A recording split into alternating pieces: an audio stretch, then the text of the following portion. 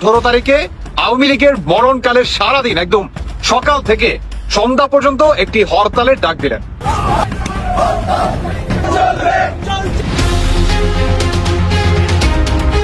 এদিকে আজ 18 ফেব্রুয়ারি আওয়ামী লীগের সকাল সন্ধ্যা ভয়ঙ্কর হরতাল চলছে। ঢাকা অচল এবং রাজপথ দখল নিয়ে কঠিন তাণ্ডব চালাচ্ছে। পুলিশের ব্যারিকেড ভেঙে দাবটি নিয়ে সবাইকে তারা তাড়া করছে। ডক্টর ইউনূস সমন্বয়ক উপদেষ্টাদের উপর কঠিন প্রভাব পড়ে। দেশ জুড়ে সকাল সন্ধ্যা হরতাল চলছে। হরতালে সকালেই উত্তপ্ত হয়ে ওঠে। কর্মীরা মিছিল বের করলে তাতে পুলিশ বাধা দেয়। এক পর্যায়ে সংঘর্ষ চলে, দুপক্ষে ধাওয়া পাল্টা ধাওয়া শুরু। সারা দেশে সকাল সন্ধ্যা হরতাল দেখেছে আওয়ামী লীগ। এখন এটা নিয়ে সমালোচনা আছে যে হরতাল পালন ডাকা ঠিক আছে কি ঠিক নাই, এটা নিয়ে বিভিন্ন মতভেদ দেখা দিয়েছে এবং সেটা আওয়ামী লীগের মধ্যেও আছে। সামরিক অভিযানের প্রয়োজন এখন। যেভাবে বাংলাদেশে স্বায়ত্তশাসন, যেভাবে বাংলাদেশে ভয়ঙ্কর ভাবে একটা দুষ্কৃতী শাসন চালিয়েছে মোহাম্মদ ইউনূস, এই দিনের অপেক্ষায় ছিল বাংলাদেশ আওয়ামী লীগ। গত 6 মাসে রাজনৈতিক দূরদর্শিতা, রাজনৈতিক বিচক্ষণতা, রাজনৈতিক প্রজ্ঞা এবং রাজনৈতিক সকল সিদ্ধান্তের ক্ষেত্রে বাংলাদেশ আওয়ামী লীগ সফলতার সাথে উঠতে গিয়েছে, অর্থাৎ তারা পাস করেছে। তো এত দ্রুত যে আওয়ামী লীগ মাঠে নেমে পড়বে সেটা কিন্তু কল্পনা করি নাই। তবে যাই হোক, এই হরতালটা এমন সময় ডাক দিলেন যেদিকে ডক্টর ইউনূস আপনার ডেভিড হান্ট নামে একটা আপনার সার্চ লাইট 1900 মতো 71 মতো, তো ডেভিড হান্ট যেদিকে চলতেছে আর উল্টো দিকে এই আওয়ামী লীগের কর্মসূচি, মানে সকাল থেকে সন্ধ্যা পর্যন্ত আপনার মরণকালের একটি সেরা হরতালে ডাক দিলেন বাংলাদেশ আওয়ামী লীগ। 1 মাসের মধ্যেই ইউনূস সরকার পড়ে যাবে বলে ভবিষ্যদ্বাণী করেছেন জুলাই অভ্যুত্থানে ক্ষমতাচ্যুত প্রধানমন্ত্রী শেখ হাসিনা। সম্প্রতি সামাজিক যোগাযোগ মাধ্যমে ফাঁস হওয়া শেখ হাসিনার নতুন একটি কল রেকর্ডে এমনই এক মন্তব্য করতে শোনা যায়। শেখ হাসিনার মাথায় কি ঘুরছে বাংলাদেশ নিয়ে? এই সরকারকে অস্থিতিশীল করা, বাংলাদেশকে বিপদে ফেলা, যে কোনো একটা বড় ধরনের মানে ঘটনা ঘটানো। আসসালামু আলাইকুম রহমতুল্লাহ, সবাই কেমন আছেন? আশা করি সবাই অনেক অনেক ভালো এবং সুস্থ আছেন। সবাইকে স্বাগতম জানাচ্ছি আমাদের নতুন ভিডিওতে। প্রতিদিনের মতো আমি আপনাদের রিয়াদ ফারুকী। হঠাৎ করেই রাজনৈতিক দল গঠনকে কেন্দ্র করে সমন্বয়কদের মাঝে তুমুল সংঘর্ষ। কি করতে চাচ্ছে সারা দেশে? হঠাৎ করে কেন সংঘর্ষে তাদের মধ্যে? আর সর্বশেষ আপডেট কি? তো দর্শক, কিন্তু আপনার সবাই ভিডিওর শুরুতে বেশ কিছু অংশবিশেষ দেখছেন, যে অংশবিশেষ দেখে বুঝতে পেরেছেন আজকের ভিডিওটা কতটা গুরুত্বপূর্ণ হতে চলেছে। সারা দেশে যে চলমান যে পরিস্থিতি চলতেছে তারই ধারাবাহিকতা আজকের ভিডিওটি। বুঝতে পেরেছেন আজকের ভিডিওটি কতটুকু গুরুত্বপূর্ণ হতে চলেছে। দর্শকের বিষয়টা আর বেশি বিস্তারিত বলতে যাবো না, কারণ বিস্তারিত বলতে গেলে ভিডিওটা অনেক লম্বা হয়ে যাবে। তাই সংক্ষেপে করার ক্ষেত্রে আমি আপনাদেরকে মূল আলোচনা নিয়ে যাচ্ছি। তার আগে আপনাকে ছোট্ট একটি অনুরোধ জানিয়ে রাখতে চাই, যারা আমাদের এই চ্যানেলটিতে এখন চ্যানেল সাবস্ক্রাইব করে সাথে থাকবেন। ধৈর্য সহকারে আশা করি ভিডিওটি শেষ পর্যন্ত দেখে আপনার মূল্যবান মতামত কমেন্টে জানাবেন। জেনে গেছেন কিংবা অনেকেই অবগত আছেন যে আওয়ামী লীগের মরণকালের সারাদিন একদম সকাল থেকে সন্ধ্যা পর্যন্ত একটি হরতালের ডাক দিলেন। দর্শক বন্ধুরা, এই হরতালটা আসলে আওয়ামী লীগকে সত্যি ঘটাইব? আপনারা অনেকেই জানেন যে জাতিসংঘ থেকে কিন্তু আওয়ামী লীগকে নির্বাচন করার জন্য কিন্তু পারমিশন দিচ্ছে, কিংবা আওয়ামী লীগ যাতে সক্রিয়ভাবে মাঠে ঘাটে রাজপথে নামতে পারে এটার জন্য কিন্তু ডক্টর ইউনূস কিন্তু দরখাস্ত করছে। আমি কিন্তু এই বিষয়ে একটা ভিডিও দিছি। হ্যাঁ, তো এত দ্রুত যে আওয়ামী লীগ মাঠে নেমে পড়বে সেটা কিন্তু কল্পনা করি নাই। তবে যাই হোক, 18 তারিখ সকাল থেকে সন্ধ্যা পর্যন্ত আওয়ামী লীগের বিরাট একটি হরতালের ডাক দিলেন। এই হরতালটা এমন সময় ডাক দিলেন যেদিকে ডক্টর ইউনূস আপনার ডেভিড হান্ট নামে একটা আপনার সার্চ লাইট 1900 মতো 71 মতো, তো ডেভিড হান্ট যেদিকে চলতেছে আর উল্টো দিকে এই আওয়ামী লীগের কর্মসূচি, মানে সকাল থেকে সন্ধ্যা পর্যন্ত আপনার মরণকালের একটি সেরা হরতালে ডাক দিলেন বাংলাদেশ আওয়ামী লীগ। এটা আসলে কতটুকু সফলতা পাবে দেখেন। এখানে একটা মাস্টার মাইন্ড আছে আওয়ামী লীগের, আমি একটু বলি। সেটি হচ্ছে বর্তমান জাতিসংঘ মানে পুরা গরম ডক্টর ইউনূসের প্রতি, আর অন্যদিকে বাংলাদেশে চলতেছে ডেভিড হান্ট, যেখানে আওয়ামী লীগের ভালো মন্দ মানে সবকিছু মিলিয়ে একদম এক চাটা শুধু আওয়ামী লীগদেরই কি গ্রেফতার চলতেছে। মানে এই অন্তর্বর্তীকালে সরকার টোটালি কি আপনার আওয়ামী লীগের বিরুদ্ধে, কিংবা এই সরকার হচ্ছে আওয়ামী লীগের এগেইনস্ট, এই সরকার আওয়ামী লীগের না। এটা কিন্তু জাতিসংঘের কাছে কিন্তু প্রুফ করছে। এটাকে আরেকটু মজবুত করার জন্য আপনার আওয়ামী লীগ শেখ হাসিনা তিনি মনে করেন এই হরতালের ডাক দিলেন, যে তিনি দেখতে চান বা তিনি পুরো বিশ্বকে দেখাতে চায় কিংবা জাতিসংঘকে বিশেষভাবে নজরে আনতে চায় যে এই ডেভিন হান্ট নামে যে আপনার চালাইছে, কিংবা যেখানে জাতিসংঘ নাকি নির্দেশ দিছে যে আওয়ামী লীগ যাতে সক্রিয়ভাবে মাঠে ঘাটে আন্দোলনে নামতে পারে কিংবা সক্রিয়ভাবে যাতে করতে পারে, কিংবা আওয়ামী লীগের যে সমস্ত নেতা কর্মীরা নাকি মাঠে ঘাটে আন্দোলন করার জন্য সক্রিয়ভাবে নামবে তাদের যাতে অন্তর্বর্তীকালে সরকার গ্রেফতার না করে, এবং অন্যান্য যে সমস্ত রাজনৈতিক দল আছে তাদেরকে যেভাবে পুলিশ বাহিনী কিংবা বাংলাদেশ আইনি বাহিনী তারা যেভাবে প্রোটোকল করবে ঠিক সেম ভাবে যাতে সহযোগিতা করে বাংলাদেশ আওয়ামী লীগকে। এটাই কি দেখাতে চায়? আমি মনে করি এটা অন্যতম একটা মাস্টার মাইন্ড। মানে এই ডেভিল হান্ট নামে বর্তমান বাংলাদেশে যা চলতেছে, মানে সবাই জানে এটা কি আর মুখে বলতে হবে না যে এক চাটা আওয়ামী লীগ কর্মীদের গ্রেফতার করতেছে। অন্যদিকে কালকে কি 18 তারিখ সকাল থেকে সন্ধ্যা পর্যন্ত হরতাল। আপনারা অনেকেই দেখবেন যে এই হরতালের ভিতরে অনেককেই গ্রেফতার করা হবে। আর যদি বাই এনি চান্স এই অন্তর্বর্তীকালে সরকার গ্রেফতারটা করে তাহলে কি আসল খেলাটা জমে যাবে। কি সেই আসল খেলা?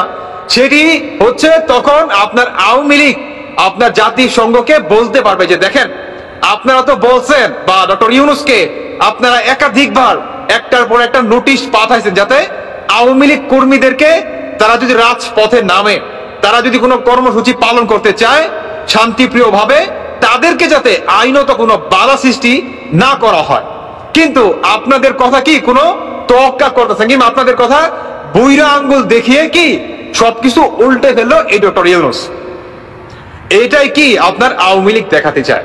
কিংবা যদি আওয়ামী লীগের এই ফাঁদে ডক্টর ইউনূস পাড়া দেয়, একে তো বর্তমান আপনার বাংলাদেশ সেনাবাহিনী আপনার জাতিসংঘ মিশন থেকে বা শান্তি রক্ষা মিশন থেকে স্যাংশন খাইছে, উল্টো দিকে যদি মনে করেন এই ফাঁদে পা দেয় তাহলে সবচেয়ে বড় বেনিফিট হবে বাংলাদেশ আওয়ামী লীগের। এখন কথা হচ্ছে যে এই ফাঁদে কি ডক্টর ইউনূস পাড়া দিবে কিংবা বাংলাদেশের সাবেক প্রধানমন্ত্রী শেখ হাসিনা তিনি কি সফল হতে পারবে? দর্শক বন্ধুরা, আপনারা যদি আমাকে বলেন তাহলে আমি 30 সেকেন্ড বলতে চাই। সেটি হচ্ছে 100% পাড়া দিতে পারে, একদম 100%। আপনি 1%ও সন্দেহ রাখতে পারেন না, কারণ এই অন্তর্বর্তীকালের সরকারের ভিতরে এমন কিছু মাথা মোটা আছে যারা নাকি মানে রাজনৈতিক তো তাদের কোনো মানে জ্ঞান বুদ্ধি নাই বলতেই চলে। তারা শুধু বর্তমান শরীরের জুড়ে আর কিভাবে মনে করেন লাঠি পেটা করতে হয়, মব জাস্টিস করতে হয়, গণহত্যা করতে হয়, তারা শুধু এটাই জানে। কিন্তু মেধা দিয়ে যে একটা পলিটিক্স করবে কিংবা করবে সেই ন্যূনতম মানের তাদের জ্ঞান বুদ্ধি তাদের ভিতরে নাই। তো আমি মনে করি যে এটা একটি আওয়ামী লীগের অন্যতম মানে লেভেল বেস্ট বলতে পারেন, ও একটা মানে সবচেয়ে আপনার মানে এখন পর্যন্ত যত সিদ্ধান্ত নিছে এর ভিতরে সবচেয়ে লেভেল বেস্ট বলতে পারেন এই সিদ্ধান্তটি। মানে বর্তমান কি আপনার জাতিসংঘ গরম, ডক্টর ইউনূসের প্রতি ক্ষিপ্ত, উল্টো দিকে আপনার আওয়ামী লীগের এত সুন্দর একটা কি ভূমিকা যদি সঠিকভাবে একদম ক থেকে চন্দ্রবিন্দু চান অব্দি যদি ভূমিকাটা পালন করতে পারে তাহলে অ্যামেজিং একটা কিছু কি ঘটলেও ঘটতে পারে। সকাল সন্ধ্যা হরতাল দেখেছে আওয়ামী। এখন এটা নিয়ে সমালোচনা আছে যে হরতাল পালন হবে কি হবে না, ডাকা ঠিক আছে কি ঠিক নাই, এটা নিয়ে বিভিন্ন মতভেদ দেখা দিয়েছে এবং সেটা আওয়ামী লীগের মধ্যেও আছে সেটা, এবং অনেকে তার যৌক্তিকতা নিয়ে প্রশ্ন তুলেছেন।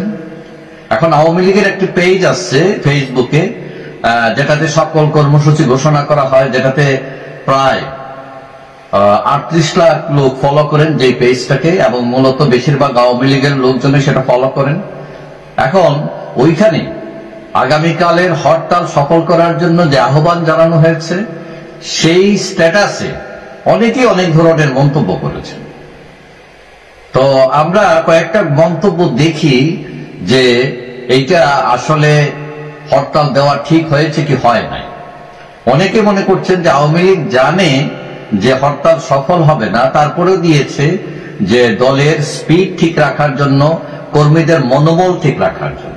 আবার কেউ কেউ বলছেন যে আওয়ামী লীগের কর্মীদেরকে তাদেরকে বিপদে ফেলার জন্য এটা দেওয়া হয়েছে। তো তো এখন অনেকে অনেক ধরনের মন্তব্য করেছেন, আমরা কয়েকটা মন্তব্য করে দেখি।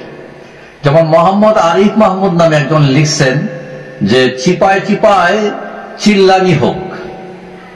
টিকু চৌধুরী নামে একজন লিখছেন সরকারি চাকরিজীবীদের ডাক দেন, যাদের বেতন বাড়ানো হয়েছিল এবং যারা মুক্তিযুদ্ধের সন্তান তাদেরকে সুযোগ দিয়েছিল আওয়ামী লীগ সরকার, তাদেরকে বলেন কর্মসূচি সফল করতে। এম মনিরুল ইসলাম নামে একজন লিখছেন এত তাড়াতাড়ি এইসব কর্মসূচি দেওয়া ঠিক হয়নি। মনির হোসেন শাকিল নামে একজন লিখছেন যারা পদবি ব্যবহার করে লাল হয়েছে তারা আগে হরতাল করুন। তারপর মোহাম্মদ সরওয়ার হোসেন নামে একজন লিখছেন যে আওয়ামী লীগের যারা দুর্নীতি করে টাকা কামিয়ে পালিয়েছেন এখন টাকা খরচ করুন, প্রতিটা আন্দোলন চাঙ্গা হয়ে যাবে। তারপর নৌফেল আহমেদ নামে একজন মন্তব্য করেছেন যে নেতৃত্ব কে দেবে, সিনিয়র নেতাদের উপস্থিতি কাম্য। তারপর মনিরুল ইসলাম নামে একজন লিখছেন মাস্ক ছাড়া মিছিল করব, যে ভয় করে সে হিজড়া। শেখ কামরুজ্জামান কামরুল নামে একজন লিখছেন আমাদের তো পাসপোর্ট নাই, আমরা কি করব। অনেকেই জেলখানায়, কর্মীদের জন্য ফান্ড গঠন করুন, অযথা প্রোগ্রাম দিয়ে কর্মীদের নির্যাতনের মাত্রা বাড়িয়ে দেবেন না। শাহজামাল ইসলাম নামে একজন লিখছেন আগে কর্মীদের বাঁচান, তারপর আন্দোলনের ডাক দেন। ইন্টারেস্টিং একজন কবি লিখছেন সানজিদা আক্তার মিতু, তিনি লিখছেন আওয়ামী লীগকে আগে আমি ঘৃণা করতাম, এখন স্যালুট দেই, কারণ তারা পাশের দেশে দখল করতে গেছে। মজার একটা কমেন্টস। তারপরে তুফাইল আহমেদ তিনি লিখছেন সাধারণ কর্মীরা আন্দোলন করে মরে আর আপনারা বিবি বাচ্চা নিয়ে ইউরোপে হানিমুন করেন। আবার সৌরভ নামে একজন বলছেন অনলাইনে এই হরতাল হবে নাকি অফলাইনে হবে। তবে অনেকে মন্তব্য করেছেন, জয় বাংলা লিখেছেন, অনেকে বলছেন হরতাল সফল হবে ইনশাল্লাহ ইত্যাদি। অর্থাৎ পক্ষে বিপক্ষে দুটারই মানুষ আছে। তবে দলের এই পেজে হরতালের যেমন সমালোচক আছে, সমর্থকও আছে। একজন লিখছেন হরতালে শেখ পরিবারের কয়জন থাকে এটা আমার একটু জানাইবেন।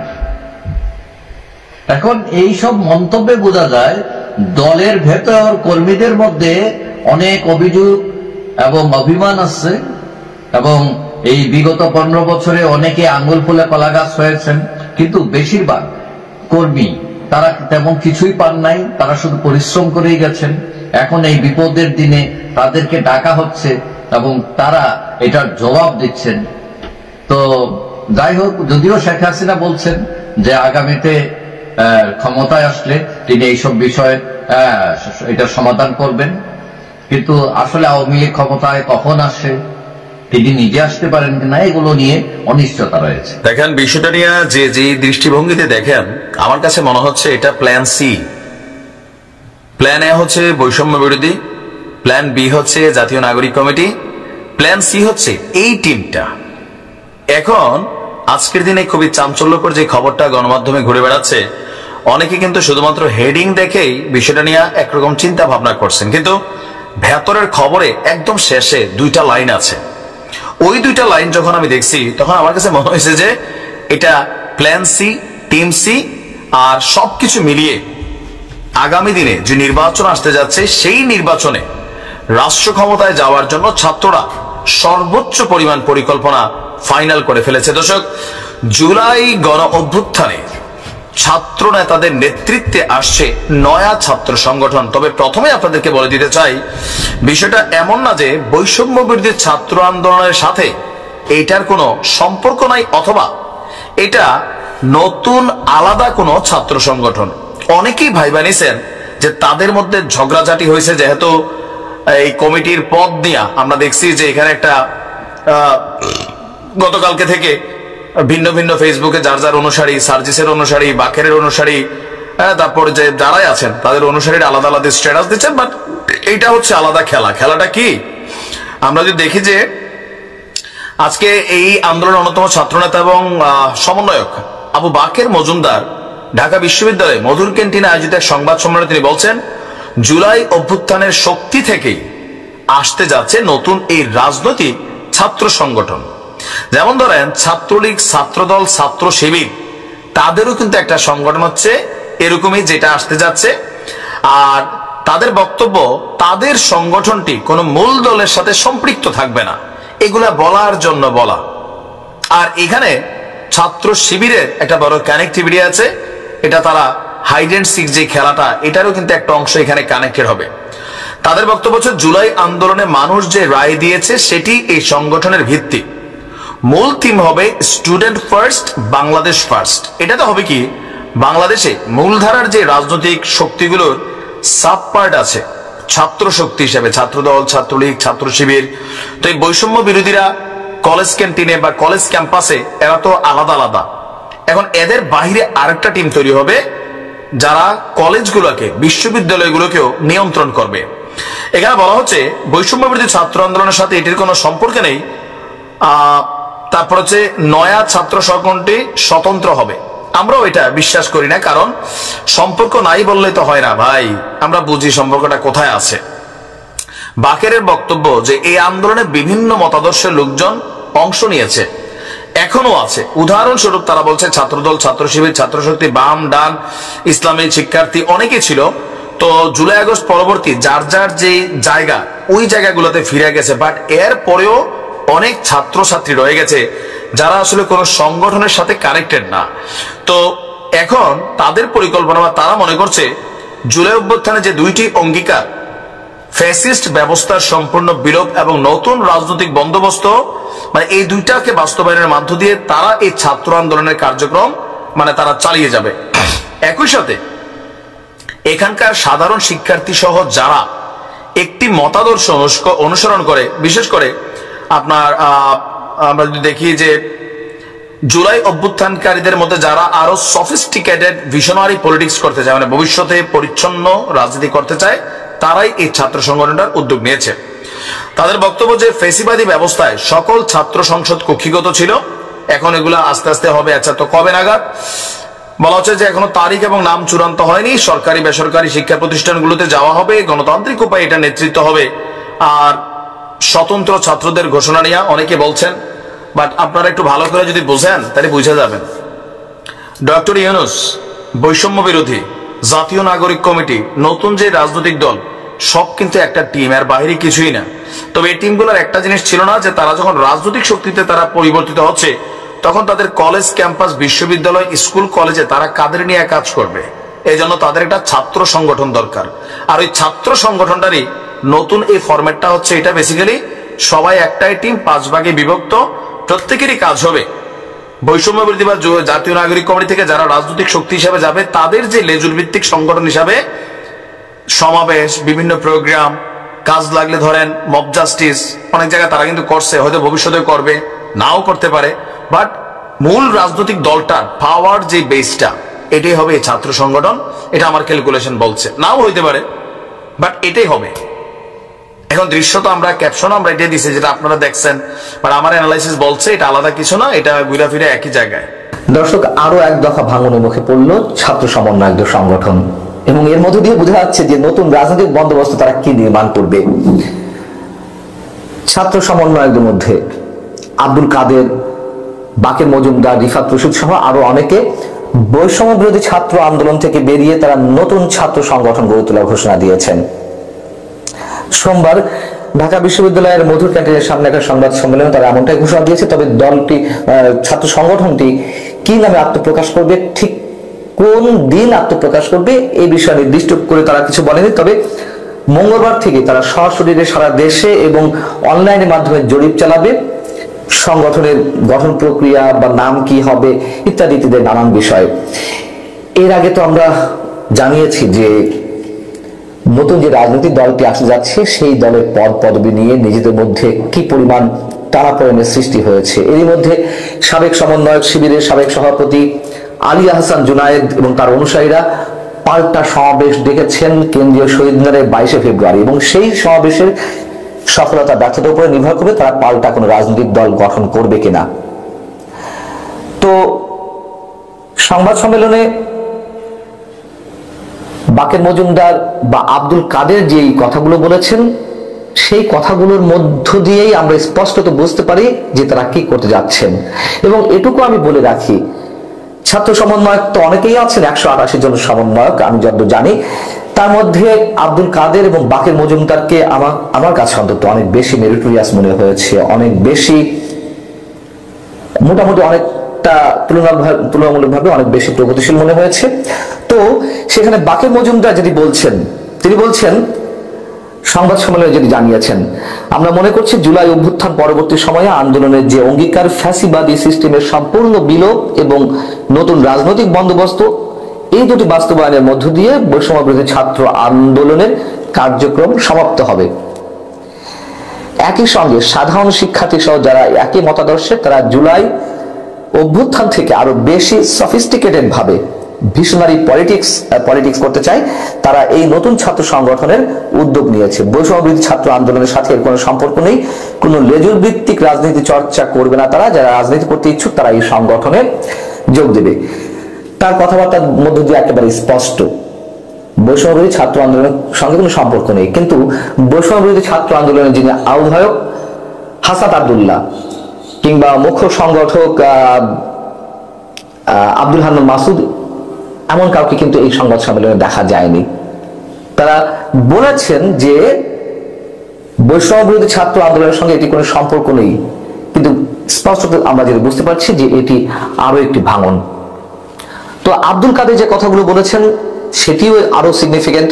তিনি বলছেন যে আন্দোলন চলাকালীন সময় বৈষম্যবিরোধী ছাত্র আন্দোলনের ছাত্র দল, ছাত্র শিবির, বাম ছাত্র সংগঠন সহ একাধিক ছাত্র সংগঠনের নেতাকর্মীরা এখানে এসে উপস্থিত হয়েছিলেন, কিন্তু আন্দোলন পরবর্তী সময়ে সবাই তাদের নিজস্ব সংগঠনে ফিরে গেছে। কিন্তু এর বাইরে একটা বিশাল সংখ্যক শিক্ষার্থী এসেছিল যারা কোনো সংগঠনের সঙ্গে যুক্ত ছিলেন না, তাদের তো এখন কোনো যাওয়ার জায়গা নেই। খুবই সিগনিফিকেন্ট এই কথাটি, আমি এটা নিয়ে কথা বলবো। যাই হোক, সেই দিকটা বিবেচনা করেই আমরা একটা ছাত্র সংগঠন প্রতিষ্ঠার সিদ্ধান্ত নিয়েছি। তবে এখানে বৈষম্যবিরোধী ছাত্র আন্দোলনের বিভাজন হয়নি বা এখানে অনুমতি নেওয়ারও কোনো প্রয়োজন নেই। যাই হোক, আব্দুল কাদের যে কথাটি বলছেন যে এখনো অনেক শিক্ষার্থী রয়েছে যাদের যাওয়ার কোনো জায়গা নেই। আমরা তো জানি যে সঙ্গে বাম অনেক ছাত্র সংগঠন ছিল, ছাত্র দল ছিল, ছাত্র দলকে বাদ দিয়ে, বাম ছাত্র সংগঠনগুলোকে বাদ দিয়ে প্রধান উপদেষ্টা বৈঠক করলেন। বর্তমান সময় বৈষম্যবিরোধী ছাত্র আন্দোলন যেটি রয়েছে কিংবা জাতীয় নাগরিক কমিটি রয়েছে, তাদের নেতাদের সঙ্গে দফায় দফায় মিটিং, বিভিন্ন বিষয়ে, বিশেষ করে ভারত বিরোধী কথিত ঐক্যের নামে যা হয়েছিল, যে সভাগুলো হয়েছিল, সেখানে অন্য কোনো সংগঠনের মানে ছাত্র সংগঠনের নেতা কর্মীদের ডাকা হয়নি। আর আব্দুল কাদের যেটি বলছেন যে অনেকে রয়েছেন, তারা এখন যাবে কোথায়, এবং সেটির স্পষ্ট প্রতিফলন আমরা দেখতে পেয়েছি যে জাতীয় নাগরিক কমিটি এবং বৈষম্যবিরোধী ছাত্র আন্দোলন থেকে যে নতুন দলটি গঠন হতে যাচ্ছে, সেখানে অনেকে অবহেলিত, বঞ্চিত, এবং সেখান থেকে একটি অংশ এই কথাগুলো বলেছেন যে পরিচিত মুখগুলোকে পদবি দিয়ে এই দল গঠন করা হচ্ছে, কিন্তু যারা পেছন থেকে শেখ হাসিনা বিরোধী যে মুভমেন্ট, সেখানে যারা তুমুল ভূমিকা রেখেছিলেন, তাদেরকে কোথাও জায়গা দেওয়া হচ্ছে না। আমি মনে করি যে বাকের মজুমদার, আব্দুল কাদের অতুলনীয় ভূমিকা পালন করেছিল, সাহসী ভূমিকা পালন করেছিল। আমি নিজেই বলেছি, আমি জানি না আমার ভুল হতে পারে, তাদেরকে আমার কাছে অনেক বেশি প্রগতিশীল মনে হয়েছে, অনেক বেশি বাস্তবমুখী মনে হয়েছে, এবং পদবীর টানা পড়েনে কিংবা লোভাতুর যে যুদ্ধ, সেই যুদ্ধে কোথাও আমরা তাদেরকে দেখিনি, মানে আমি অন্তত দেখিনি। তো তারা যদি এটি করে থাকে, নিশ্চয়ই অন্যায় কিছু করছে না। এবং আমরা তো দেখেছি যাদের বিরুদ্ধে এই পর্যন্ত নানান ধরনের অভিযোগ উঠেছে, চাঁদাবাজি থেকে শুরু করে নানান ধরনের প্রপার্টি দখল বা কারো কারো হুমকিতে চাকরি খাওয়া সাংবাদিকদের, এমন কোন অভিযোগ অন্তত আব্দুল কাদের কিংবা বাকের মজুমদারদের বিরুদ্ধে আমরা দেখিনি। এবং আরো যে বিষয়টি মনে করিয়ে দিতে চাই, সেটি হচ্ছে যে নারীদের কোনো নেতৃত্ব ফোকাস কোনো পয়েন্টে আমরা দেখতে পাচ্ছি না। হ্যাঁ, জাতীয় নাগরিক কমিটিতে যুগ্ম আহ্বায়ক পদে অনেকে আছেন, কিন্তু উপদেষ্টা হিসেবে সরকারে যারা রয়েছেন সেখানে কোনো নারী নেতৃত্ব নেই। এমনকি আবারও বলতে চাই, আগে আমি বলেছি, বেসরকারি বিশ্ববিদ্যালয়ের যে ছাত্র আন্দোলনে যুক্ত ছিল তাদের প্রাণ ঝরেছে, অনেক বেশি রক্ত ঝরেছে, তাদেরকেও মূল্যায়ন করা হয়নি। এই ধরনের অভিযোগ তাদের পক্ষ থেকে আমাদের কাছে এসেছে, অন্তত আমার কাছে অনেকেই বলেছেন। সেই জায়গা থেকে যে রাজনৈতিক দলটি গঠন হতে যাচ্ছে তুমুল বিতর্কের মধ্য দিয়ে, এমনিতেই তো কিংস পার্টি হিসেবে তাদের গায়ে একটা সাইনবোর্ড ঝুলে গেছে, এমনি তো আর সাইনবোর্ডে ঝুলেনি, আমরা নানান বাস্তবতায় এগুলো দেখেছি। সেই জায়গা থেকে এই রাজনৈতিক দল আসলে কি করবে, এবং এই যে খণ্ড বিখণ্ড হচ্ছে, ভাঙনের পর ভাঙন, তারা প্রত্যেকেই তো বৈষম্যবিরোধী ছাত্র আন্দোলনের স্টেক হোল্ডার বললেও অনেক কম বলা হবে, তারা সরাসরি নেতৃত্বে ছিলেন। যেমন আব্দুল কাদের গত রাতে তার ফেসবুকে দীর্ঘ একটা স্ট্যাটাস দিয়েছেন, সেখানে তিনি বলেছেন যে কিভাবে তিনি আন্দোলন করেছিলেন, আন্দোলনে যুক্ত ছিলেন, কিভাবে কর্মসূচিগুলো ঘোষণা দিয়েছিলেন, কি ধরনের প্রতিকূলতা অবস্থার মধ্যে দিয়ে তিনি সবকিছু ফেস করেছেন। এবং তিনি সেখানে লিখেছেন যে ইতিহাসের পরিবর্তনের নোংরা খেলায় শিবির কেন মেতে উঠলো, এই প্রশ্নটিও সেখানে তিনি তুলেছেন। এবং এই যে জাতীয় নাগরিক কমিটি কিংবা বৈষম্য বিরোধী ছাত্র আন্দোলনের মধ্যে, মানে এই কমিটিগুলোর মধ্যে শিবিরের একটি বড় জায়গা দখল করে নেওয়া হয়েছে শিবিরের পক্ষ থেকে। এবং মুক্তিযুদ্ধের চেতনা যারা ধারণ করেন, অবশ্যই এই আন্দোলনের সঙ্গে যুক্ত ছিলেন অনেকে, যারা মুক্তিযুদ্ধের চেতনায় বিশ্বাসী, তারা অনেকটা কোণঠাসা হয়ে পড়েছে,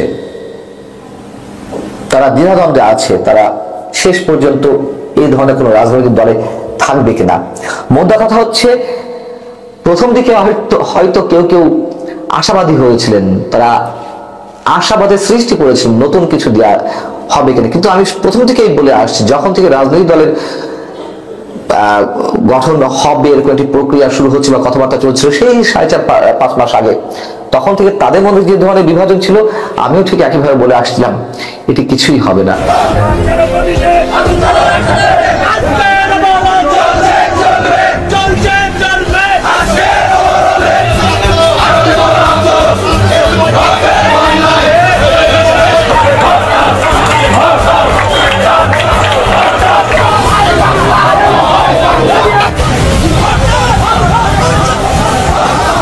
বিভিন্ন জায়গায় বিশৃঙ্খল ভাবে তারা পিকেটিং করার চেষ্টা করছে, আমরা কাজ করে যাচ্ছি।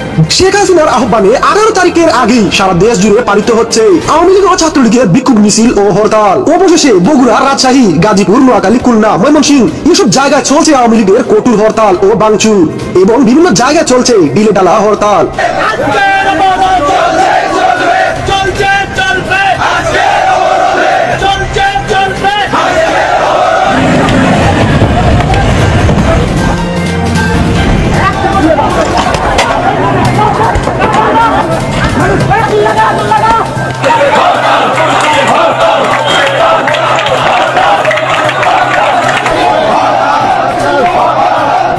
নেতা কর্মীরা বলেন, অবৈধ ইউনূস সরকারের পতন না হওয়া পর্যন্ত আন্দোলন আমরা অব্যাহত রাখবো।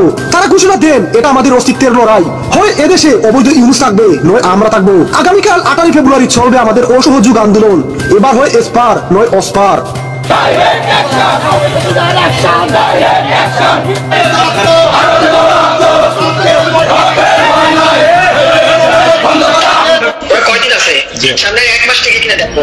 এক মাসের মধ্যেই ইউনূস সরকার পড়ে যাবে বলে ভবিষ্যদ্বাণী করেছেন জুলাই অভ্যুত্থানে ক্ষমতাচ্যুত প্রধানমন্ত্রী শেখ হাসিনা। সম্প্রতি সামাজিক যোগাযোগ মাধ্যমে ফাঁস হওয়া শেখ হাসিনার নতুন একটি কল রেকর্ডে এমনই এক মন্তব্য করতে শোনা যায়। কিন্তু তার এমন চিন্তাধারার কারণ কি? তবে কি দলের জন্য নতুন কোনো বার্তা দিলেন? দলকে ঘিরে নতুন কোন পরিকল্পনা এঁটেছেন সাবেক এই প্রধানমন্ত্রী? ফাঁস হওয়া অডিওতে শোনা যায়, আত্মগোপনে থাকা আওয়ামী লীগের এক নেতা শেখ হাসিনাকে বলছেন, বাড়িতে ঘুমাতে পারছি না আপা, প্রশাসন খুব খারাপ করতেছে আমাদের সঙ্গে, যৌথ বাহিনীর অভিযান চলতেছে, প্রতিনিয়ত গ্রেপ্তার আতঙ্কে থাকি। তিনি আরো বলেন, ইতিমধ্যে গোপালগঞ্জ পার্টি অফিস থেকে 6 জনকে গ্রেপ্তার করেছে পুলিশ।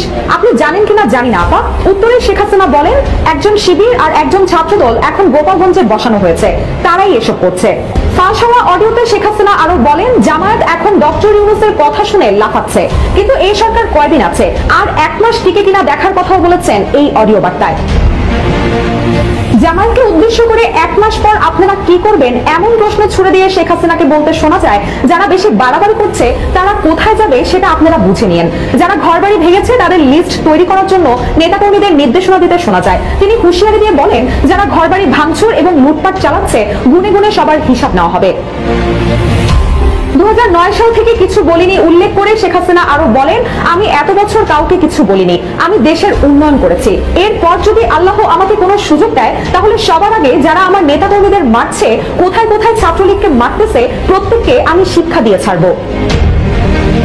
এর আগে ফাঁস হওয়া একটি রেকর্ডে অন্তর্বর্তী সরকারকে ব্যর্থ দাবি করে শেখ হাসিনা বলেছিলেন, খাদ্য মূল্যস্ফীতি বেড়ে এখন 14% কাছাকাছি, চাল ডাল সব জিনিসের দাম বেড়ে যাচ্ছে, মানুষের আয় নেই, একে একে কারখানাগুলো সব বন্ধ হয়ে যাচ্ছে, আর এর মধ্যেই আবার 15% ভ্যাট বাড়িয়ে দিল সরকার। তো প্রিয় দর্শক, ইতিমধ্যে আপনারা সবাই দেখেছেন যে বিপি নুরুল হক নূর সহ আমরা আজকে যে সারা দেশে আলোচিত এবং সমালোচিত যে খবরগুলো আছে সেগুলো বেশ কিছু ভিডিও আপনাদের মাঝে তুলে ধরার চেষ্টা করেছি, যেগুলো ভিডিও থেকে আপনাদের মতামত অবশ্যই কমেন্ট করে জানাবেন। এখানে আমাদের ব্যক্তিগত কোনো মতামত নেই, আপনারা ইতিমধ্যে ভিডিওগুলো দেখেছেন, যে ভিডিওগুলো দেখে বুঝতে পেরেছেন আজকে ভিডিওটি কতটুকু গুরুত্বপূর্ণ ছিল। তো অবশ্যই যারা এতক্ষণ পর্যন্ত আমাদের সাথে ছিলেন তাদেরকে অসংখ্য ধন্যবাদ জানিয়ে এখানে শেষ করবো আজকের ভিডিও। ভালো থাকবেন, সুস্থ থাকবেন, আল্লাহ।